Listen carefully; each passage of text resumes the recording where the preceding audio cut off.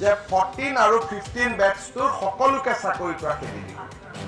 ওপৰত CIDয়ে তদন্ত কৰি আছে আমিও ডিপাৰ্টমেণ্টেল প্ৰচিডিং হাতত ল'ম কিন্তু বিপ্লৱ সমাৰোহৰ দ্বিতীয় প্ৰতিবেদনখন মই দেখা নাই প্ৰথম প্ৰতিবেদনত তেওঁ কৈছে যে সকলোৰে চাকৰিখিনি নোহোৱা কৰি দিব এতিয়া তেনেকুৱা এটা পৰ্যায়লৈকে যাবৰ কাৰণে মোকো বহুত সাহস লাগিব কাৰণ গোটেইকেইজন ল'ৰাটো বেয়া নহয় এতিয়া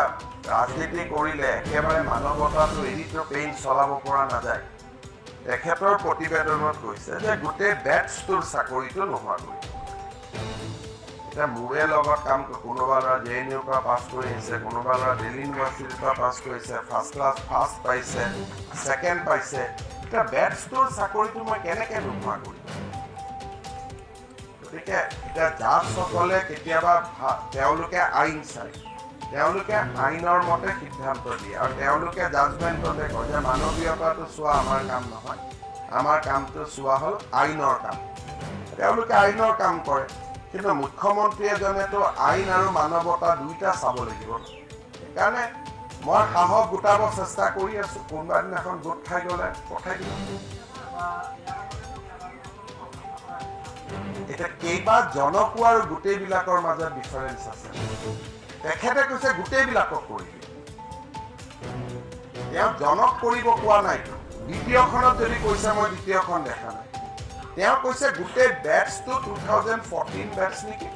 যে 14 আৰু 15 বেটছটোৰ সকলোকে চাকৰিৰ পৰা খেদি দিব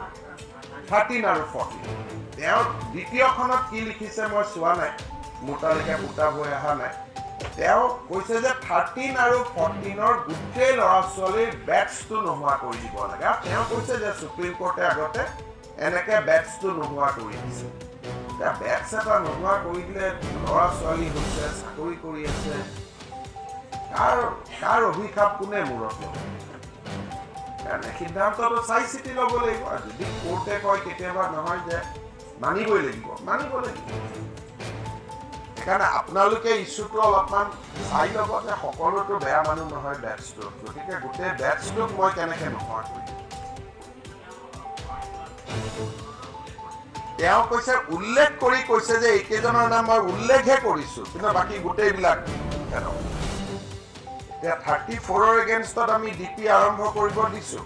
কিন্তু তেওঁৰ ৰিকমেণ্ডেশ্যনটো 34ত নহয় কাৰণ আপোনালোকে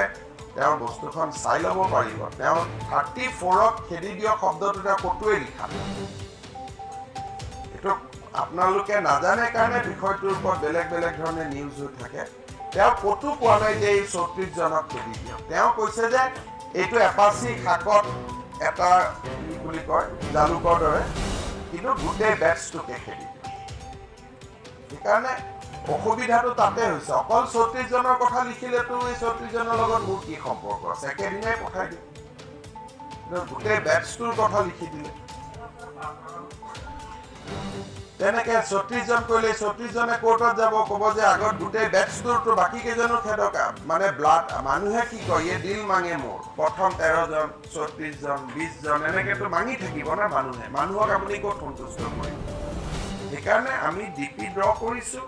কোৰ্টতো কেছটো চলি আছে হাইকোৰ্টে যিটো অৰ্ডাৰ দিয়ে এইটো আমি কৰি ল'ম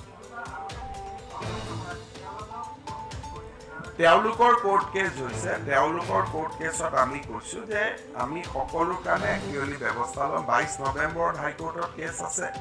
চৰকাৰে CIDকো SIT বনাই দিছে কৰি ল'ব আৰু মই এইটোলৈ মোৰ পৰ্যায়ত আৰু ইমান মই হেৰি কৰি থাকিব খোজা নাই আৰু DP আৰম্ভ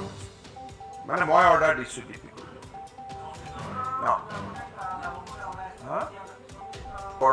CIDয়ে তদন্ত কৰি আছে আমিও ডিপাৰ্টমেণ্টেল প্ৰচিডিং হাতত ল'ম কিন্তু নেকি যে 14 আৰু 15 বেটছটোৰ সকলোকে চাকৰিৰ পৰা খেদি দিব